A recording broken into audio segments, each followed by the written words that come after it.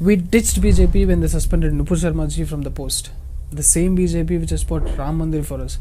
The same BJP which has abrogated Article 370. The same BJP which has weeded out 20,000 fake NGOs, reduced the NPA load, controlled the black money, and many other path-breaking reforms, especially in the tax and financial system. Bharat is now the fastest growing economy. You can check the facts. Am I sounding out of context? Wait, I'm not yet finished. We ditched the Supreme Court for saying Nupur Sharma is single-handedly responsible for dangerous situations in India. The same Supreme Court which gave orders to do videograph in Gyanvapi Mandir. The same Supreme Court that declared Ayodhya belongs to Ram Janmabhoomi. The same courts which arrested Maulana Mufti Nadeem for his hate speech on Nupur Sharma. The same courts which arrested Mohammad Zoobair for hurting the religious sentiments. You public, you're so steeped into religious hypocrisy and conspiracy theories that you can't see any good happening. It's a dignified judicial system. You can't see it. The social and digital media people who expresses personalized opinions is responsible for the dangerous situations in the country. That's what Pardiwala says now. Justice J.B. Pardiwala, who was part of the bench that made strong remarks against Nupur Sharma, saying she had to apologize to the entire country, now says the personal attacks on the judges by social media users would lead to a dangerous scenario. Social and digital media is nowadays primarily resorted to expressing personalized opinions more against the judges per se, rather than a constructive critical appraisal of their judgments. This is what is harming the judicial institution and lowering its dignity. What he said is very true. A lot of idiots use digital media to pass on their personalized opinions rather than constructive critics. अब मेरी राय पूछोगे तो मेरी राय में section 295A को completely हटा देना चाहिए. Personalized opinions more against the judges. This is what is harming the judicial institution and lowering its dignity. Especially Twitter influencers contribute to major part of hate speech and violence today. This is where you need to watch String, where we give zero importance to personalized opinions. We speak only of facts. But Pardiwala ji, I don't agree with the later part of your talk where you said lowering the dignity of judicial institutions. First of all, judicial systems don't carry any dignity in the first place. Let's look at some facts. I'm going to be very constructive, by the way. According to National Judicial Data Grid and the Supreme Court, there are 39 million cases pending in the district and subordinate courts, 58.5 lakh cases in various high courts, and more than 69,000 cases pending in the Supreme Courts. Former Supreme Court Judge Markanday Kajju had said, it is estimated that if no fresh case is filed, it will take about 360 years to clear the backlog of cases in all Indian courts. This is the efficiency of court systems in India. In the Sabarimala verdict, you've entered into an area where you're not supposed to enter. Forget about passing a verdict. First of all, you're not supposed to enter into religious matters according to Article 25 of Indian Constitution. There are many such instances, but I'm quoting only this to show the level of injustice the courts have done to Hindu religions. Now let's talk about dignity of judiciary. Justice Pardiwala ji, dignity by definition means the state of quality of being worthy of honor or respect. You can talk about dignity when justice is not delayed in the courts, okay? Now there is a huge conspiracy going on over single-handedly responsible for the dangerous situation in the country. Let's bust this judicial conspiracy now. Hey Narendra Modi, sun le. Forget about Nupur Sharma Kanhaiya for a while. When a jihadi terrorist, after beheading Kanhaiya, openly declares a death threat against the Honorable Prime Minister, you being in the highest judicial office, would you not talk about strengthening the security in the country, call for a surgical strike, or order an investigation into how many such people are planted on a killing job in the country?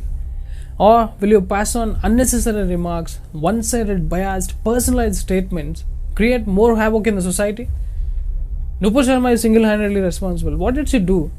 Did she behead anyone? Did she behead the idiot who spoke nonsense about Gyanvapi in a TV show? Nupur Sharma just expressed her emotion when someone insults her God, merely cited lines said in Hadith, which is approved by Prophet Muhammad himself. Even Zakir Naik endorsed it. Muhammad Ali Mirza, a renowned Pakistani Islamic scholar, says, पहल जो है मुसलमान की जानिब से हुई है, उसका आपको अंदाजा होगा. अभी तो अधूरे क्लिप चल रहे हैं, वो भी बड़ी मुश्किल से मुझे एक क्लिप मिला है, तो उस औरत के आपको जवाब के अंदाज से पता चल जाएगा कि वो रिबटल कर रही है.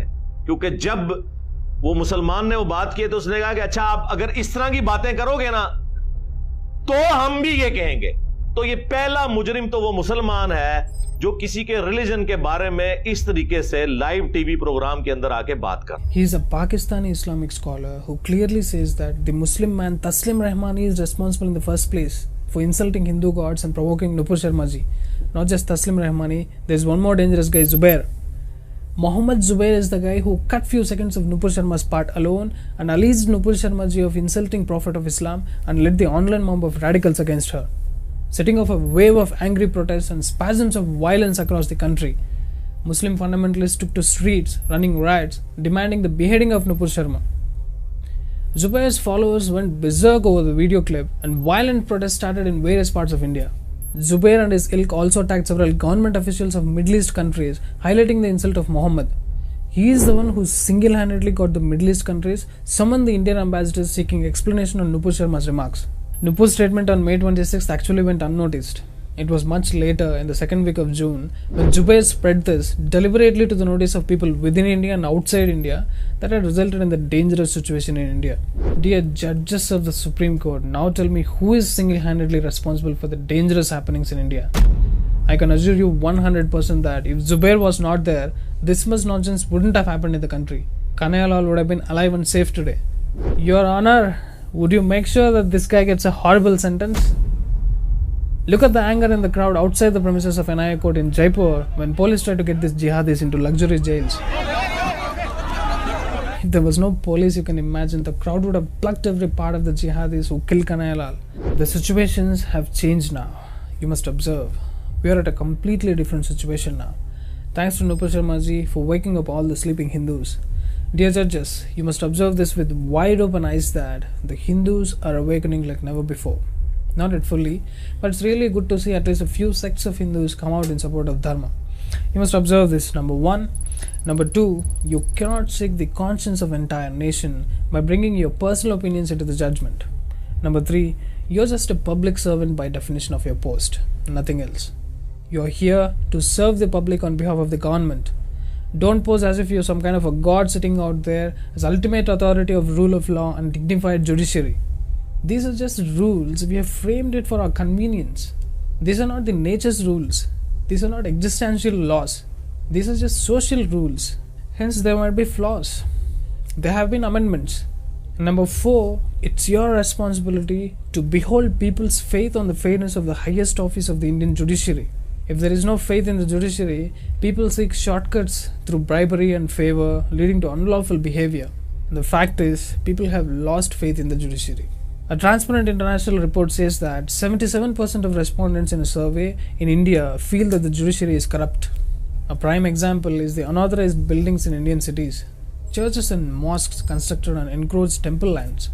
After these many years of judiciary, when a terrorist can so easily and so openly come and behead a common man, and on top of it post a death threat video against a prime minister, you tell me who is single-handedly responsible for all the happenings in the country? Is it an inefficient judiciary system or Nupur Sharma ji? Who? Everyone wants immediate exemplary punishment for these jihadis. Country is not going to tolerate this anymore. Many Muslim scholars themselves denied that these jihadis were protecting Islam and the horrifying act was against the religion. Stop demanding capital punishment for Nupur Sharma ji. Any strong remarks on Nupur Sharma ji is not intended to protect peace of the nation but are purely personal and would account to epitome of stupidity of the judiciary and lack of dignity. And you bloody jihadi terrorist who are still under the impression that Hindus are a bunch of idiots who keep quiet even if their mothers and sisters are raped and murdered, no one is scared at you bloody. My guru has taught me what's beyond death. Death is a daily practice we do in our sadhana. Absolutely no attachment to life on the body. Not at all interested in going to your bullshit heavens. I am more dangerous than you. असुरों का विनाश महादेव करते हैं, जिहादियों ने नहीं.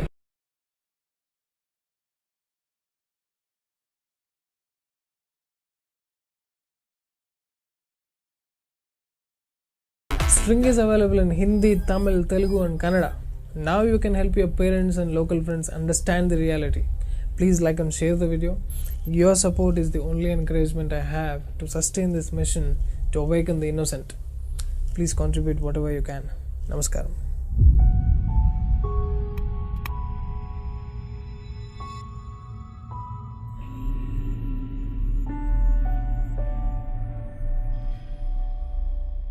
है।